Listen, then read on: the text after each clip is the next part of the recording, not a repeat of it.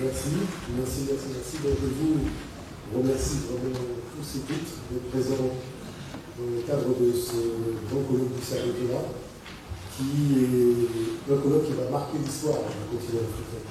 Et je remercie vraiment le secrétaire exécutif, M. Charles Dubois, qui a cette vision.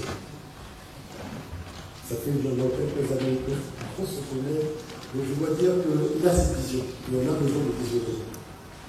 Vous savez, quand il m'a dit que le thème portait sur cette nouvelle pensée, je vais vous dire les choses très clairement. En fait, nous avons des défis à relever ensemble. Ces défis sont endogènes et ils sont aussi exogènes. Parce que dans le grand spectacle dans lequel nous sommes aujourd'hui, à travers les conflits et les tensions entre les peuples, cette problématique énergétique, l'Afrique, elle est là, elle est espionnée et épiée par tout le monde, mais nous ne pouvons pas être une marionnette du monde. Il y a un moment, il faut que ça cesse. L'homme a deux colonnes vertébrales. Il y a une colonne vertébrale qui tient le corps debout, le corps matière. Il y a aussi une colonne vertébrale pour l'esprit. La colonne vertébrale de la matière est africaine, il faut que l'esprit soit africain. Moi, je participe vraiment avec beaucoup de plaisir à ce colloque. Mais je veux vraiment rappeler les fondamentaux. Il faut faire la jonction avec la jeunesse africaine. Celle des écoles primaires, des écoles maternelles, des lycées, des collèges. Moi, j'ai déjà vu près de 14 000 enfants dans les établissements scolaires, à travers la Caraïbe, à travers l'Afrique, aussi, aux États-Unis, au Canada, à travers des villages de mathématiques africaines.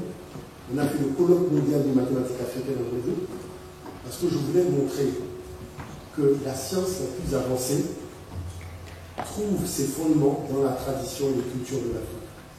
Monsieur Aubin, il a acheté un grand spécialiste. Vous savez, de tout ce qui concerne les mathématiques fractales et autres.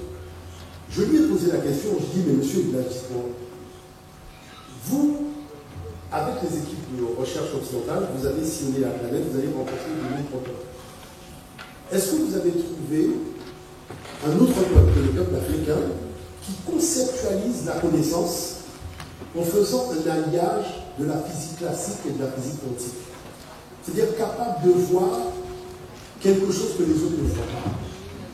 La fusion pour avoir une seule théorie de la modernité qui va tout simplement avoir des ramifications dans tous les domaines de connaissance.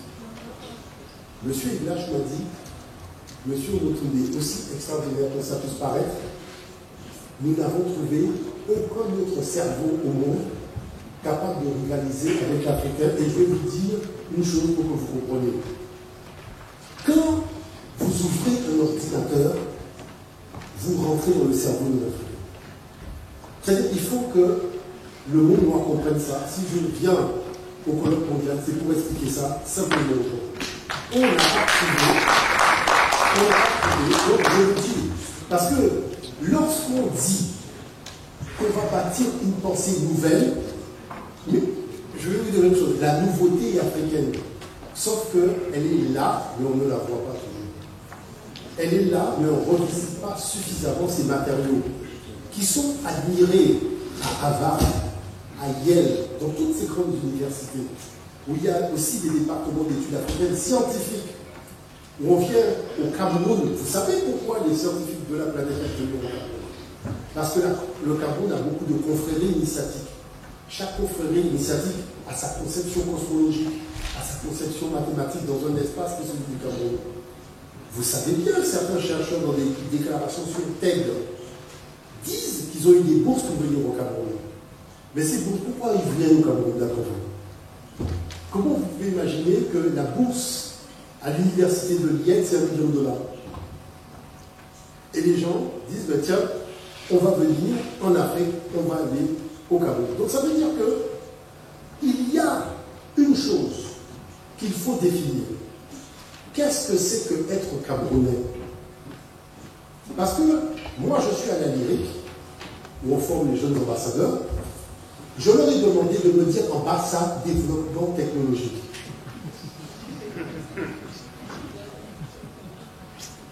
Il n'y a pas eu de réponse. Hein. C'est-à-dire que si vous pensez que quand nous nous déplaçons en Chine, le mot développement économique est un mot anglais, je pense que vous êtes disqualifié pour faire du développement économique. Parce que c'est un paradigme. C'est une question de paradigme. Si tu ne peux pas définir ton objectif dans ta langue matricielle, vaut mieux te mettre sur le côté de la route, te mettre à réfléchir avant de partir dans la course. Parce que c'est sérieux. Et en face de nous, on a des compétiteurs farouches. Nous qui venons dans la Guadeloupe, nous savons de quoi nous parlons. Comme disait Aimé Césaire, il y a le mépris, mais il y a aussi la méchanceté. Donc, qui fait que, moi je voudrais que chacun prenne au sérieux le thème que le secrétaire exécutif a voulu nous offrir en termes de principe, de discussion, d'évaluation, de manière à faire en sorte qu'à la fin de ce colloque, que nous puissions voir des personnes nouvelles habitées par cette nouvelle pensée. C'est-à-dire que quand le colloque se termine, vous cherchez votre baguette magique, vous tapez sur la bête et la chose elle est rentrée, elle est synthétisée, et à partir de ce moment-là, nous allons pouvoir commencer à œuvrer au grand œuvre. Parce que l'Afrique possède tous les ingrédients, il faut juste maintenant la recette. Et de cela dont il s'agit. J'ai voulu faire une petite présentation rapide, si on peut juste nous remettre, voilà, une présentation rapide, parce que je pense qu'il y a des fois, il faut arriver l'image au mot pour que ça reste dans les consciences. Donc, il y a la problématique de fonder un cadre pédagogique. Je vais vous expliquer pourquoi. Si on peut passer à l'image suivante, parce que c'est important. Voyez-vous, il faut tourner le dos au paradigme colonial. Parce que c'est une chose de tout d'abord de tous les peuples, au progrès général de l'humanité. Une ambition, écrire une histoire de l'humanité reflétant la pluralité des visions, souligner les interactions entre les cultures et mettre en évidence les valeurs partagées qui en découlent. Principe, conserver une certaine autonomie face aux influences politiques et géopolitiques. Si on veut faire cette nouvelle pensée, eh bien, il s'agit de relever ce défi. Désamorcer l'argumentaire colonial sur l'histoire africaine. Parce que si on n'est pas parvenu à faire cela, ça va être difficile de pouvoir devenir cet Africain nouveau, sans complexe, déconnecté de toute tutelle. Défendre le génie africain. C'est important de le défendre, si on peut juste revenir en arrière. Allô, voilà. Défendre le génie africain et inventer de nouveaux matériaux de pédagogie. On peut changer de micro, hein, s'il y a un souci avec le micro, il n'y a pas de problème. Voilà. Alors, oui, parce que je pense qu'il y a peut-être plus de voilà. Voilà. Alors, voyons le slide suivant. La chose, c'est que trop d'établissements scolaires sont arrivés au programme scolaire de l'Europe. Que ce soit une école publique, que ce soit une école privée, peu importe le niveau, il faut toujours qu'il y ait cet arrimage par rapport à un établissement scolaire ou une université de l'Hexagone, un peu comme si nous ne sommes pas capables de bâtir nos propres matériaux pédagogiques et de transmettre la connaissance aux jeunes générations. Il faut arrêter ça. Pourquoi? Vous voyez M. Pierre Charon, qui est sénateur, en janvier 2022, il a fait cette intervention, l'échec du système scolaire français. Lui-même reconnaît que dans les grandes enquêtes internationales portées sur les acquis des élèves, la performance de notre système éducatif se dégrade. La France condamnée à l'échec scolaire. Ça veut dire qu'eux-mêmes prennent conscience que leur propre système de transmission de connaissances dysfonctionne, ne donne plus les résultats attendus. La France dégringole à vitesse grand V dans le classement mondial des universités. Si on peut voir le stade suivant. La chose, c'est que tous les pays asiatiques sont passés devant tous les pays occidentaux. Vous savez que l'Inde, par exemple, forme le plus grand nombre d'ingénieurs à l'année devant les États-Unis. Vous savez que la plupart des patrons de la Silicon Valley sont indiens. Donc, voyons maintenant l'enjeu. Si on peut voir juste l'élément qui va ici. Quels sont les 8 meilleurs systèmes éducatifs? Quelles sont les clés d'une telle réussite? On vous dit en 1, Singapour, regardez, de nos jours à Singapour, les enfants sont excellents en mathématiques, mais cela était loin d'être le cas dans les années 90. Comment sont-ils parvenus à ceux ici à la première place? Tout simplement en résolvant des problèmes mathématiques de façon concrète, c'est-à-dire en remplaçant les chiffres trop abstraits par des petits objets. Mais est-ce que vous savez que c'est exactement ça le fondement des mathématiques africaines que je fais avec les enfants? Je vais vous montrer ça. Donc il faut savoir que le gouvernement français, effectivement, m'avait fait appeler, c'était de la Villanie, pour me parler du travail que je faisais dans les écoles. Mais c'est vrai que quand nous sommes réunis avec l'équipe en Guadeloupe, on a décidé qu'on leur donnait rien du tout. Parce que ça concerne le continent africain. Voilà. Donc, l'enjeu, mes chers amis, c'est ça. Comment peut-on parler sérieusement d'indépendance africaine sans proclamer notre indépendance intellectuelle? En gros, M. Klein disait en gros que la science est occidentale et européenne en particulier. Un physicien qui est devenu général a écrit un livre sur cette question. Et sur pourquoi le monde appartient-il à ceux qui se lèvent occidentaux, comme il le dit. Et en fait, la science moderne, 17e siècle, Galilée, la grande rupture de Galilée, elle est née en Europe. Dans la matière qu'avant, il y avait des courants, la Grèce, d'ailleurs dans l'Europe, il y a des mathématiciens arabes beaucoup plus en avance par rapport à la science moderne avec le geste galiléen.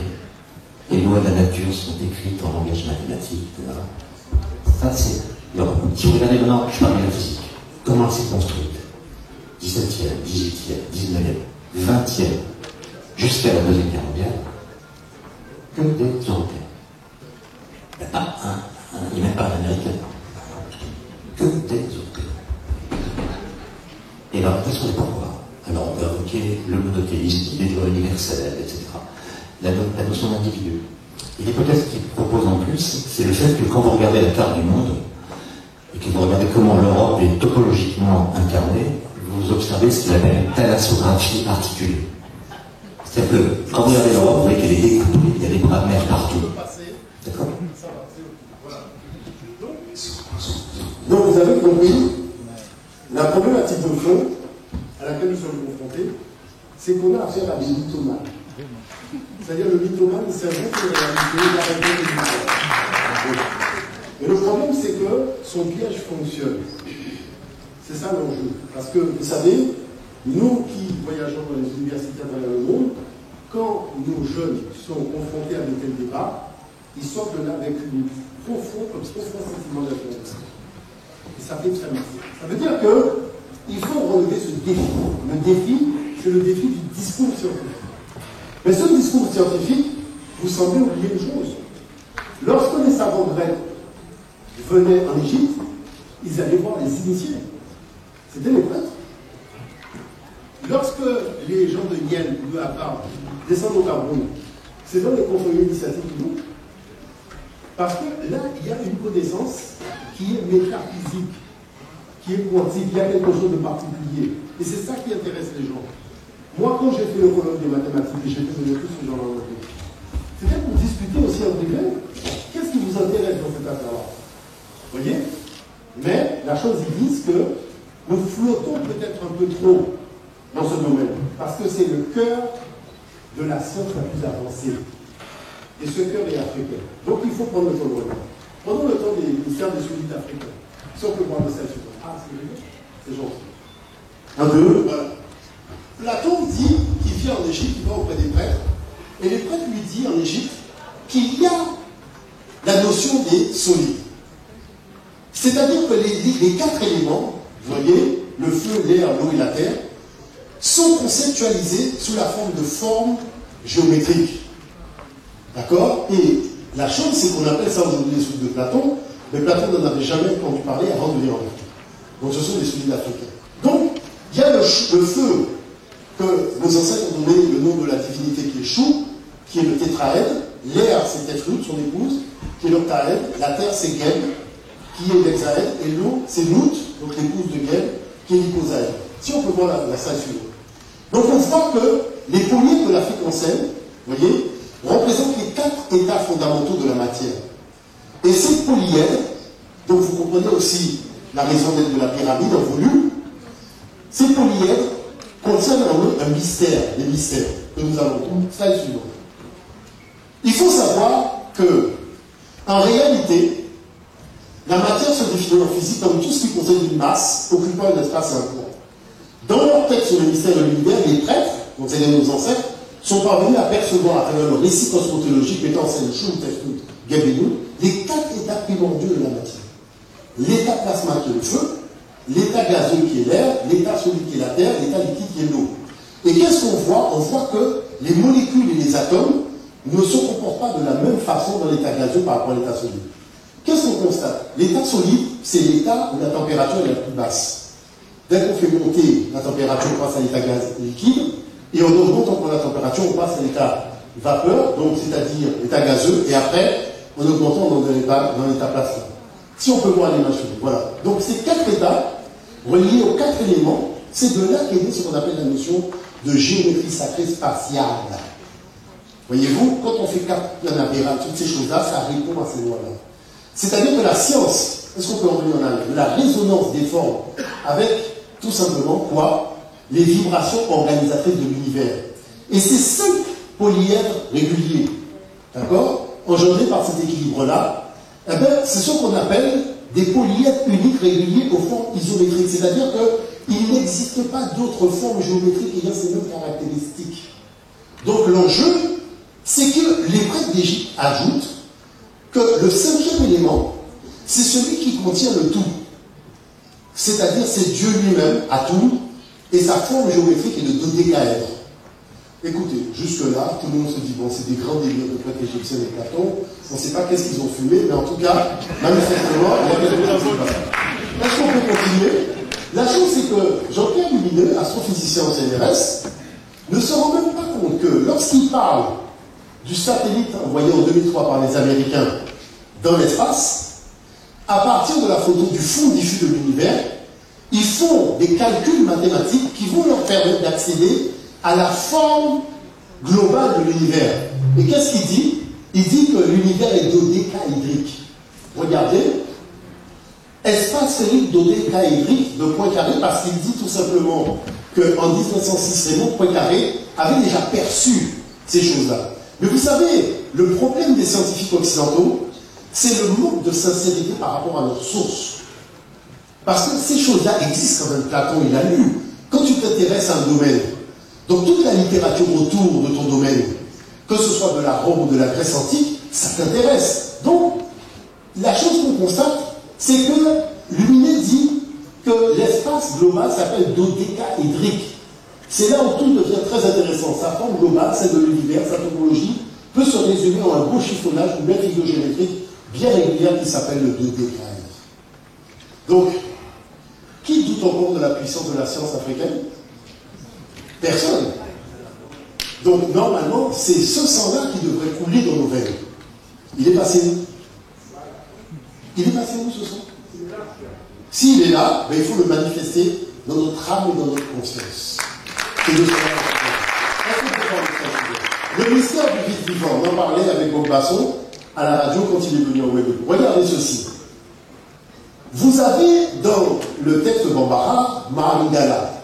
Le texte vous dit, avant la création du monde, avant toute chose, il n'y avait rien, sinon un être. Cet être était un vide vivant, couvrant potentiellement en lui toutes les existences contingentes. Le temps infini était la demeure de cet être un, soit l'éternel. L'éternel un se donna le nom de Mahamingala, vide vivant. Le vide vivant. Et il fut la source de la première vibration cosmique qui fut émise dans le néant de l'espace. C'est le texte initiatique de Bambara. Dans la tradition de l'Égypte, on parle du Noun, mais regardez la graphie du Noun. Vous avez un déterminatif de l'espace qui vous localise où va se situer le champ d'énergie qui va naître pour créer le champ gravitationnel. Vous avez les 3 fils de haut qui représentent les énergies qui vont se mettre à vibrer dans un point de départ de l'univers. Et vous avez 3 vases qui contiennent les éléments constitutifs des atomes, mais séparés. Vous voyez, les photons, les quarks, l'autre. Donc ça veut dire que lorsqu'il dit je suis l'éternel ré, je suis ré sorti du nous, je suis l'éternel, je suis sorti du nous, ça veut dire que, pardon, l'ancêtre conçoit déjà la naissance de l'univers comme une explosion de lumière. C'est-à-dire que des vibrations qui jusque-là n'avaient pas une opportunité de se rencontrer, vont se rencontrer pour engendrer l'ordre de l'univers. J'insiste bien, l'ordre par le désordre. Donc à partir de ce moment-là, regardez ce que le texte dit. Il dit Ma signifie la cause. On y ajoute Gala qui a le sens de premier initial. L'union de Mam Gala signifie donc la cause première, la cause initiale. Vous ne voyez pas l'indice scientifique? C'est la notion de causalité. C'est de ça qu'on parle quand on fait de la médecine, quand on fait de la physique, l'astrophysique. Si un phénomène, il y a une cause à l'origine du phénomène. Donc la science commence lorsqu'on commence à investiguer sur la cause. Mais regardez dans le texte théologique, c'est exactement ce dont il est question. Donc comment voulez-vous douter que la spiritualité africaine n'est pas scientifique? Bon, si on peut voir le slide suivant pour garder du temps, c'est que la notion du vide en Occident, c'est relativement récent. Vous voyez? C'est-à-dire qu'on vous dit le vide existe vraiment, alors que la physique classique l'avait bien volontiers, la physique moderne, quand elle remet en cause cette notion, découvre dans ce dossier la perception du vide vivant en Occident. C'est un russe, vous voyez, Lakov Zeldovitch, 1914-1987, vous voyez comment c'est récent, qui découvre que le vide n'est pas vide. Qu'il y a, regardez, vous voyez, l'énergie totale de l'univers pourrait être nulle, autorisant sa création par une simple fluctuation. Mais c'est de ce dont parlait le texte tout à l'heure de Mme Gala. Vous voyez, quand on dit en accord avec la théorie quantique, l'univers ne pourrait être qu'une fantastique fluctuation du vide, dont l'énergie totale serait si proche du zéro. C'est exactement lorsque Atom dit je somnolais inerte dans le nous. N'est-ce pas, Mathias? Voilà. Non, mais c'est ça. Je somnolais inerte dans le nous. C'est de ça dont nous parlons. C'est cet état initial, d'accord, de la prématière. C'est de ça dont nous parlons. Qui pourrait exister pendant un temps très longtemps avant qu'on caissier du vide. C'est-à-dire c'est une conscience qui va commencer à être consciente d'elle-même. Devant que l'équilibre des comptes soit rétabli, si l'énergie totale est zéro, cela pourrait durer toujours. Donc voilà, en fait, les fondements. Donc, je vais vous expliquer quelque chose. Avant d'arriver au Cerdotola, nous étions dans une fluctuation somnolente du nous, en train de réfléchir. D'accord? Et puis, il y a un caissier du vide qui s'appelle M. Bilan Dupoint, qui a dit, bon, maintenant, ça suffit. Qu'est-ce qu'on pourrait faire? Il a dit, bon, maintenant, je suis le caissier du vide, et il faut quand même remplir le vide. Et c'est le but de notre présence. Donc, vous voyez que tous les phénomènes, tous les comportements humains, les grandes décisions répondent toujours au même moment. C'est ça qui est important. Si on peut voir l'image suivante. Maintenant, regardez la théosophie des Yo dans le fait. Mais je ne sais pas si vous vous rendez compte, si on peut voir le stade suivant, le texte des Yo, c'est-à-dire que la Genèse, le texte commence par au commencement, Yo, Dieu, donc, était seul à être. Il était seul et la vie, la lumière était en lui. Tout autour de lui était néant. Il n'y avait pas de temps tam. Il n'y avait pas d'espace lamé. Ni le matin avec nous. Il était seul, et seul, mais il était. Il était hors de tam, hors de lamé, hors de nous. Tout se réduisait à lui. D'accord? Alors il se mit à réfléchir, et Yo pensa, il trouva le mot vie. Et Yo était en effet le seul à vivre, le seul à être, et il se dit alors, et si j'élargissais la vie, et c'est là qu'on commence l'explosion du Big Bang. C'est-à-dire que lorsqu'on prend, il n'y avait pas de temps d'espace, c'est-à-dire les forces gravitationnelles étaient inexistantes parce qu'il n'y avait même pas d'espace-temps. Vous voyez? C'est sûr que le texte, c'est un texte d'astrophysique. C'est un très extrait inventé. Est-ce qu'on peut écouter la vidéo suivante qui est au début du documentaire? À l'origine est le néant. Ni matière, ni énergie, ni même espace vide, car l'espace comme le temps n'existe pas. Stop! On peut arrêter. C'est-à-dire, voilà un converti du Nouvel aux États-Unis qui ne sait même pas, qui viennent adhérer aux théories du Nouvel. C'est-à-dire, avec des années-lumière de retard, il nous dit exactement ce que les initiés savants du Nouvel avaient déjà dit. Donc, la conclusion, c'est quoi? Si vous voulez savoir ce que c'est que le Big Bang, allez voir le Nouvel. Parce que moi, je pense qu'au Gabon, ils en savent plus que tous les astrophysiciens de ça. Mais la chose, c'est que je ne comprends pas pourquoi nous allons voir des amateurs, les professionnels sur l'Afrique. C'est ça qui est extraordinaire. Les professionnels sont en Afrique, on va voir les amateurs. Donc, l'enjeu, c'est quoi? L'enjeu, c'est justement, simplement de voir, est-ce qu'avec les lunettes télescopiques qui coûtent des millions de dollars et qui a fermé le peuple américain, ils sont parvenus aux mêmes conclusions que nous? Oui. Mais où était l'intérêt de dépenser tout ça? Il suffisait de venir en Afrique, on l'aurait expliqué. Bon. Prenons le problème de l'anatomie. Vous allez voir une petite vidéo très rapide. On y va. Place à la santé. Bonjour, toute cette semaine nous nous intéressons à l'histoire de la médecine et nous allons remonter le temps avec le professeur Jean-Noël Fabiani. Il est chirurgien mais aussi auteur de l'incroyable histoire de la médecine. Il nous raconte aujourd'hui quelles étaient les spécificités de la médecine égyptienne. Alors, ce qui intéresse beaucoup les Égyptiens dans leur médecine, c'est le cœur. Le cœur, c'est au centre de tout. C'est le seul organe, véritablement, qu'ils considèrent comme porter toute la pensée de l'homme. Et donc, ils font des choses très importantes en observant bien l'infarctus du myocarde, par exemple, est très bien décrit. En revanche, il y a un mystère chez les Égyptiens, c'est que pendant 3000 ans, ils vont embaumer des corps sans en tirer des connaissances anatomiques qui auraient pu être des connaissances extraordinaires. Il n'y a aucune connaissance anatomique qui vienne de la médecine égyptienne. Au stade suivant, on y va.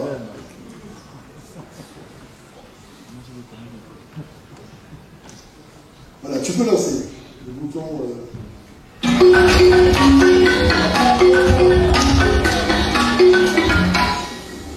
Alors nous allons en venir à l'anatomie. Donc les listes d'anatomie humaine sont relevées, elles sont depuis l'Ancien Empire, elles s'étendent depuis 3400 jusqu'à 2160, de l'ère africaine, et figurent dans les textes médicaux et chirurgicaux. Là, c'est le médecin Poiseau, Chobat de l'eau de la Martinique, qui a fait un ouvrage sur l'antériorité africaine de la médecine à la chirurgie.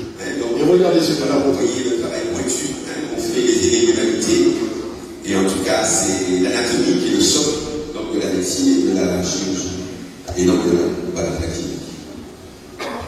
Alors là, vous voyez qu'il s'agit de l'anatomie d'un crâne. Et ce qu'on peut voir, c'est que l'ensemble des dénominations sont en hiéroglyphes. Et c'est ça qui atteste de cette antériorité très très ancienne. Et donc, même si l'anatomie du crâne est extrêmement ardue pour les étudiants, vous voyez qu'elle n'avait pas de secret dès cette époque. Là, c'est vraiment toute l'anatomie, le membre supérieur, la clavicule, l'os du bras, les muscles, enfin tous les os du membre supérieur étaient connus avec des noms hiéroglyphiques. Là encore, les os du membre inférieur étaient connus aussi, avec la hanche, le fémur, l'articulation du genou, enfin tout est bien attesté. Là, nous avons dans l'abdomen, vous voyez que l'ensemble des organes sont nommés. Il y a un mot pour la glande biliaire, un mot pour le foie, un mot pour l'estomac, un mot pour la rate, un mot pour les reins, un mot pour la horte. Enfin, vraiment, tous les organes sont nommés, jusqu'à dans le crâne, et nommés et en hiéroglyphe. Je remonte à moins de 4000 ans avant notre ère. Les organes internes aussi sont connus. Et en fait, toute l'anatomie était connue, l'articulation de l'homme, l'intestin, tout est nommé. Le squelette aussi, là, tous les os sont nommés, il n'y a pas d'os liés. Et là, vous voyez, toute l'anatomie du sein était connue. La gynécologie était très, très avancée. La styrine aussi était connue et était utilisée comme engagée. Vous voyez, les deux à votre droite sont les bistouris trouvés donc à Kémet. Et puis les autres sont ceux d'aujourd'hui. Vous voyez que déjà la forme avait été trouvée et ils étaient en bronze et il y a peu d'évolution. Voilà encore les bistouris qui sont exposés. Je vous remercie de votre attention. Donc vous voyez que quand il dit qu'il n'y avait pas d'anatomie, c'est parce que c'est pas un habitant de la planète Terre. Je ne sais pas de quelle planète il vient. En tout cas, il y a la problématique aussi de l'histoire de la lumière. Donc, vous savez qu'il y a notre très cher qui a eu le prix de la physique quantique notamment. Et chose particulière, c'est qu'on vous dit que la notion de lunette, de lentille optique, ça apparaît au Moyen-Âge, mais c'est surtout au XVIe siècle que les Européens vont vraiment, notamment par l'Italien Giambattista della Porta, qui va publier le livre Magia Naturalis en 1589, c'est là véritablement que va naître la notion de lunette optique. Est-ce qu'on peut voir l'image suivante? Vous savez, le professeur Petri a fait des fouilles en Afrique et il a trouvé des lunettes optiques, regardez, qui datent de 5000 ans. Et vous voyez bien qu'au sommet, la lentille est travaillée pour aller dans un habitat qui peut-être disposait de plusieurs lentilles pour avoir une vision claire de l'espace. Donc comment ça se fait que, alors que la lentille est au British Museum, vous voyez que c'est marqué, ça a été trouvé à Elwan en Égypte. On raconte l'histoire des lunettes optiques comme si nous n'avions jamais existé. Donc il y a quelque chose de très bizarre. Si on veut voir le sac, la notion de musique, écoutez ce que dit cette dame.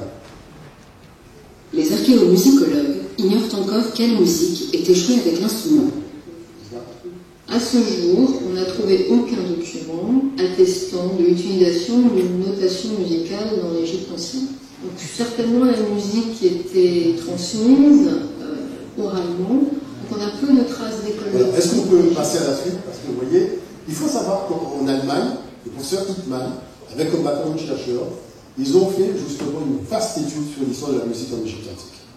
Et vous voyez, les signes chironomiques, c'est ceux qui donnent les notes de ré mi fa sol la si. Donc la dame, je ne comprends pas comment elle dit que ça n'existe pas. Oscar Fuma, qui a fait l'harmonie du monde, a retrouvé un hiéroglyphe, le son musical est roux, la composition musicale est sourde, la chorégraphie est pègue, le danseur est bi, la scène, cette marque, la voix, le ténor, le soprano, la basse, le chœur, le choriste, et regardez ça, même la baguette du chef d'orchestre, mais. Donc c'est pour vous dire que c'est quand même très étrange cette chose-là. Si on peut voir le slide suivant, la chose c'est que, regardez ce que disent justement, notamment les Romains et les Grecs. On y va, est-ce qu'on peut. Voilà. Donc Cassius, l'historien grec, dit que les Égyptiens faisaient correspondre l'ordre des planètes à celui des jours de la semaine et les disposaient en série de 4 à 4, conformément aux consonances de quoi? De leur échelle musicale. En fait, les do, ré, mi, fa, sol, la, si étaient arrivés aux 7 planètes. Il y a 7 tonnes de 7 planètes. Et c'est pour ça qu'on vous dit, les Égyptiens, si on peut revenir en arrière, les Égyptiens reliaient la théorie musicale et l'observation des astres et de toute cosmologie associant les 7 jours aux 7 notes, aux 7 planètes. Donc comment vous faites un documentaire, vous affirmez des choses qui sont fondamentalement fausses. Il y a la problématique, là c'est le stade suivant, on y va, on va essayer d'aller vite, on lance les éléments. Il faut savoir que la notion des 9 muses de Zeus, ça vient directement de l'Égypte antique. La seule université où j'ai vu que le professeur d'art est venu sur scène dans ma conférence et il a dit oui, ce que dit M. Motolier, c'est vrai. Moi-même, je suis resté surpris. C'est parce que Poussiré, quand il a quitté l'Égypte, il a pris 9 femmes expertes en art pour aller civiliser les gens à travers la planète, notamment les Grecs, parce qu'ils ne voulaient pas livrer bataille. Et ces 9 femmes expertes en art sont devenues les 9 muses de Zeus, qui sont chacune expertes en un art particulier. Donc quand on veut isoler l'Égypte de l'histoire de la musique, non, là c'est quand même un peu beaucoup. Vous voyez? Si on peut continuer rapidement, il y a l'invention de la monnaie. Allons-y. La monnaie est une invention de l'Afrique. Le premier tableau monétaire s'appelait le chati, c'était un anneau d'argent.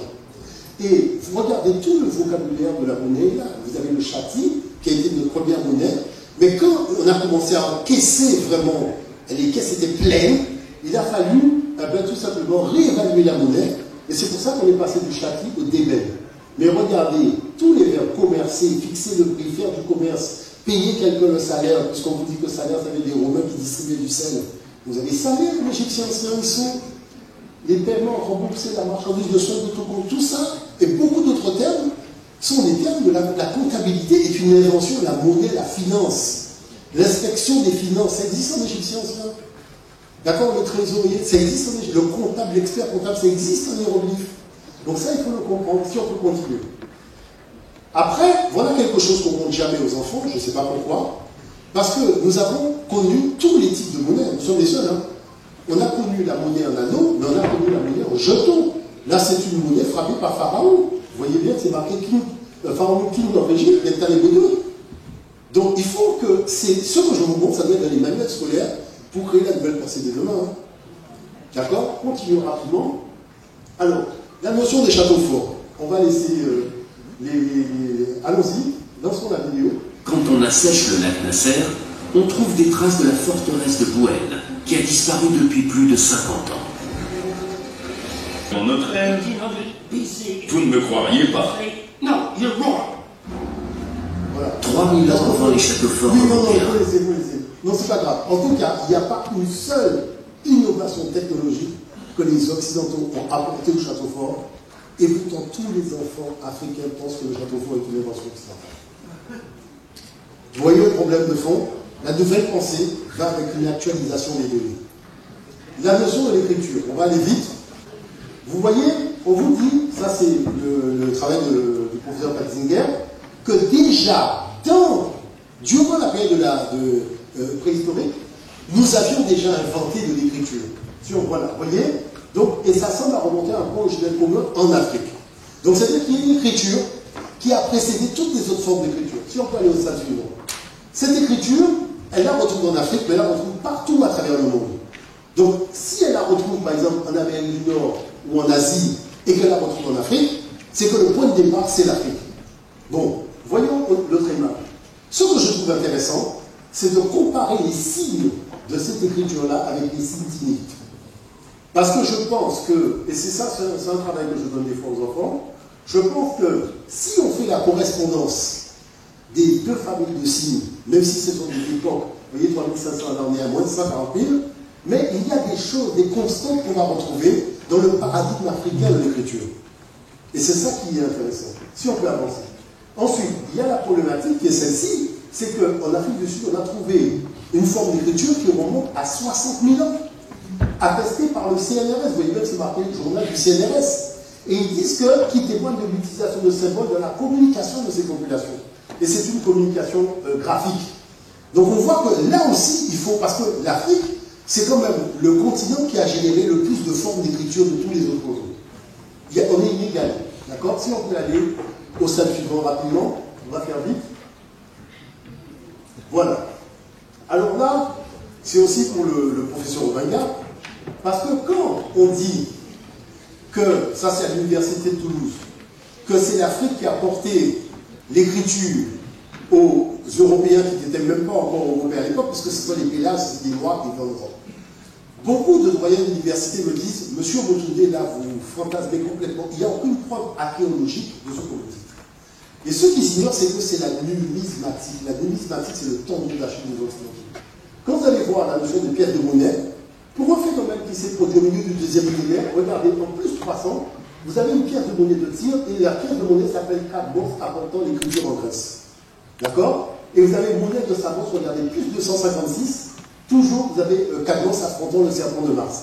Et on vous dit que Cadmos, lui, apportant toutes les lettres des présents de parole et de raison, il dessine les signes de l'écriture silencieuse sans être muette, car il avait dans sa patrie appris les mystères d'une science divine. Nous sommes en plus 500 de la note de Panopolis.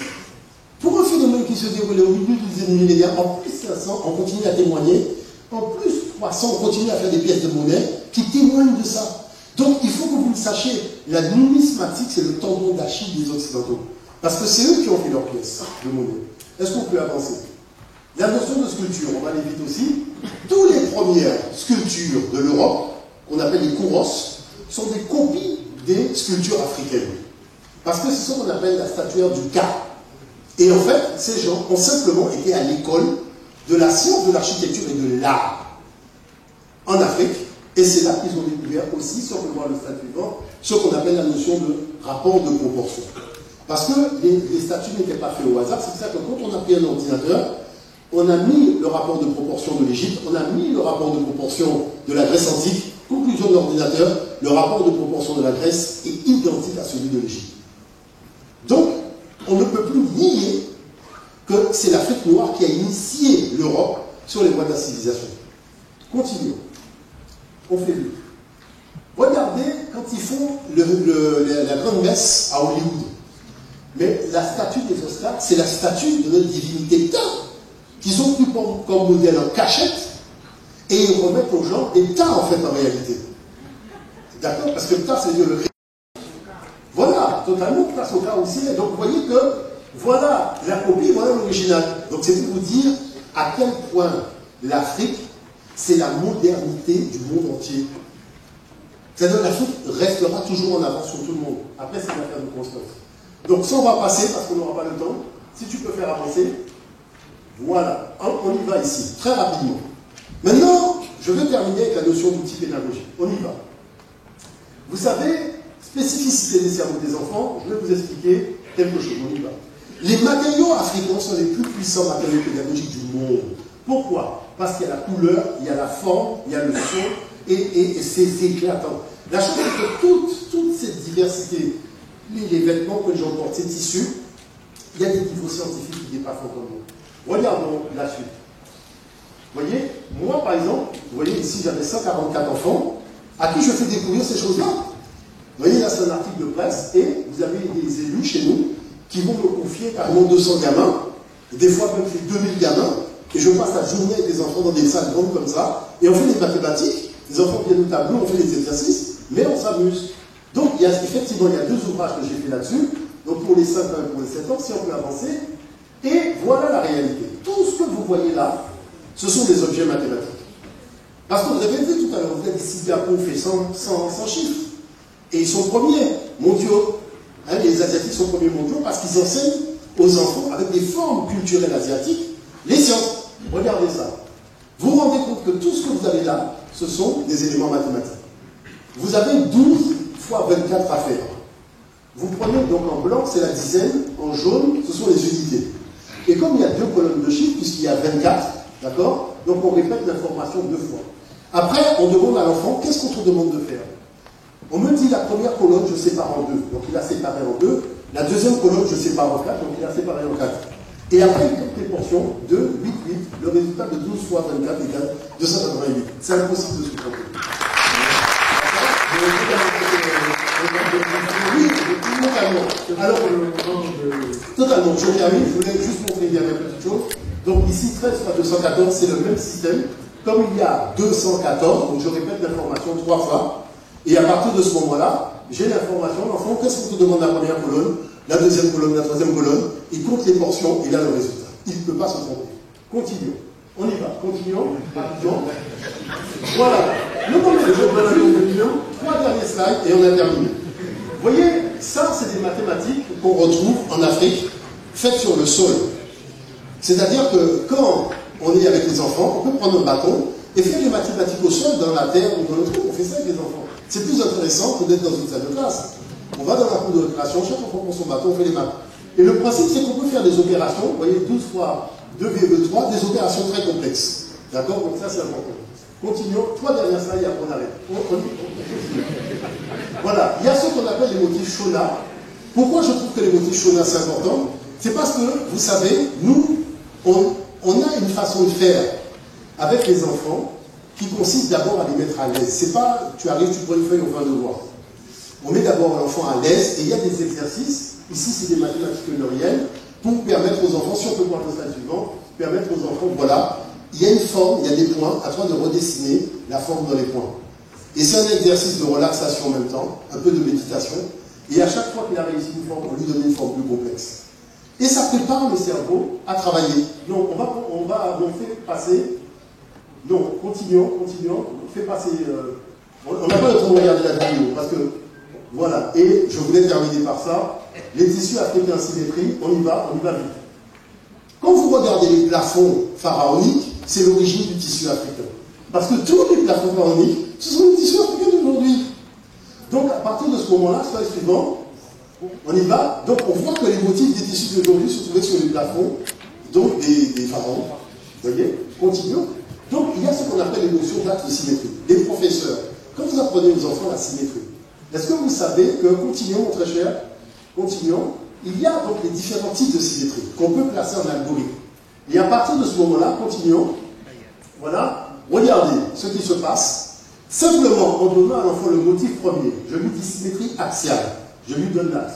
Il passe au motif 2. Je lui dis symétrie axiale verticale, mais vers le bas. Il fait la chose. C'est-à-dire, continuum. Voilà. Vous voyez, c'est-à-dire qu'on peut faire toutes les formes de symétrie.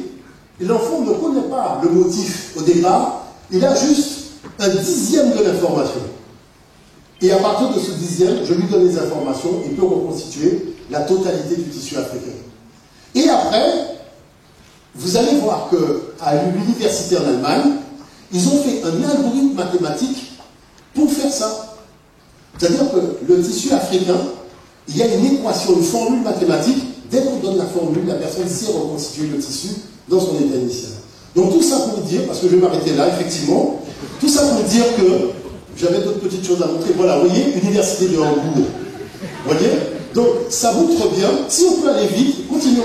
Voilà, la formule, voilà, c'est ça. Donc, la formule, elle change en fonction du tissu, mais en tout cas, dès que vous donnez à l'enfant la formule, il est capable de refaire le tissu. Parce qu'il connaît les translations, il connaît les variations, il sait comment faire, il connaît les symétries axiales, tout ça est codé dans l'algorithme. D'accord? Donc, il y a aussi les mathématiques et l'informatique, on n'aura pas le temps, mais toujours est-il que ce que je voulais dire, c'est que nous avons tellement de matériaux pédagogiques pour enseigner les sciences, la connaissance, la littérature, tout ce que vous voulez aux enfants. Je ne vois pas pourquoi on va aller voir les Occidentaux pour aller leur demander. L'écriture qu'ils utilisent, c'est la nôtre. Papier vient de papyrus. Ces gens-là n'ont rien à eux. Tout c'est à nous. Mais ils ont pris qu'un dixième. Il y a beaucoup d'autres choses qui existent. Mais il faut que nous soyons suffisamment fiers d'une seule chose. Fiers d'être africains. Voilà, je vous remercie.